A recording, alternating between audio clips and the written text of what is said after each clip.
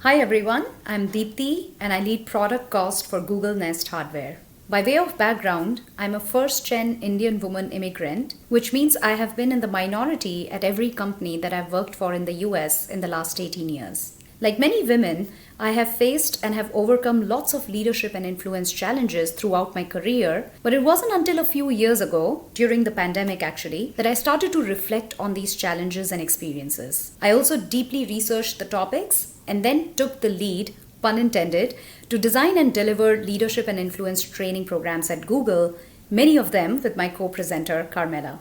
I've also spoken at a number of conferences on this topic, including GHC last year, where the topic of my session was self-advocacy. And this year, I'm super excited to return to GHC to lead an in-person workshop on influence alongside Carmela. The topic of our session is Get More Done, Building Influence Skills to Lead and Achieve. And with that, I'd like to invite Carmela to introduce herself. Hello, everyone. I'm Carmela, and I'm Chief of Staff for the Nest Hardware Development Team. It's incredible to have events like Grace Hopper that bring women and technology together to connect and grow. I'm immensely grateful to be presenting alongside Deepti at this year's Grace Hopper event on the subject of how to leverage influence to lead and achieve.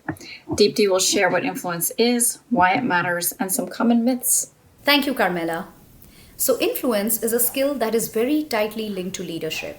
In fact, some experts believe that influence is tantamount to leadership.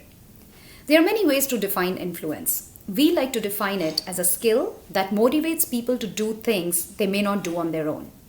It is about effectively leading upward, downward, and sideways towards a common goal. Influence enables us to get things done, amplify impact, and turbocharge our career growth.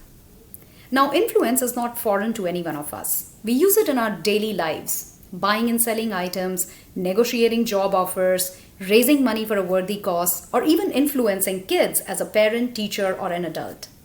We also leverage influence skills in a wide breadth of professional situations, from rolling out a new process to leading a project to obtaining career growth opportunities. The point is that we are all familiar with influence as a skill, but we can all get better at it. Next, I'd like to talk about some common challenges and myths that people have about influence. We found out through our research that people believe that their role or position in the organization's hierarchy is their main source of power when it comes to influencing people. The reality is that that is not true. While positional power can be used as a tool for influence, it is not the only tool, and in fact, it actually falls short when used exclusively. In today's day and age, leadership is more about collaboration, empowerment, and trust rather than authority and power. And if you look at most successful leaders around you, you'd see that they rely less on their authority and more on other tools to influence people. I will now pass it back to Carmela to tell us more about the other tools that we will be focusing on in our workshop to unlock influence. She will also touch upon the demands that the hybrid and virtual work environment has posed on our ability to influence and ways to navigate some of those challenges. Take it away, Carmela. Thank you, Deepti. Leadership is a broad and complex skill to navigate in any organization, and this is especially true for women in technology. Influence is a key skill in everyone's leadership playbook, and it's used at all experience levels to accomplish big and small goals. Deepti has mentioned one of the currencies of influence, positional power, which has its limits and should not be relied on as an exclusive lever. There are 3 additional currencies of influence that I'll walk us through. The first currency of influence is credibility and expertise. To unlock this currency, it's critical to build a personal brand through reflection, skill building, and self-advocacy. Balancing internal and external self-awareness, addressing skill gaps, and deeper smarts, which are ways of thinking and behaving and decision-making. And lastly, sharing your story through effective self-advocacy so that others know about your skills and your talents.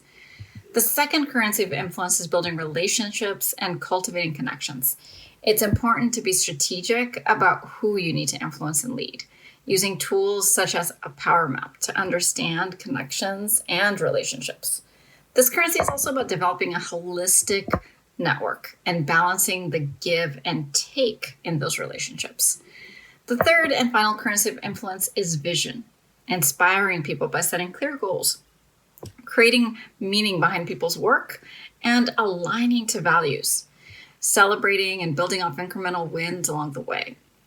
Now that we understand the currencies that are essential parts of our influence toolbox, I also want to recognize that the way we work has changed dramatically over the last few years. Some of us work remotely, some of us work from home, and some in a hybrid style. Putting influence tools to work in today's environment takes much more intentionality, more planning, and more empathy as we work to foster relationships with team members that we've never met and build our own brand in a more virtual environment. Approaching this with more planning and more intentional connection is key to being able to influence in this new reality.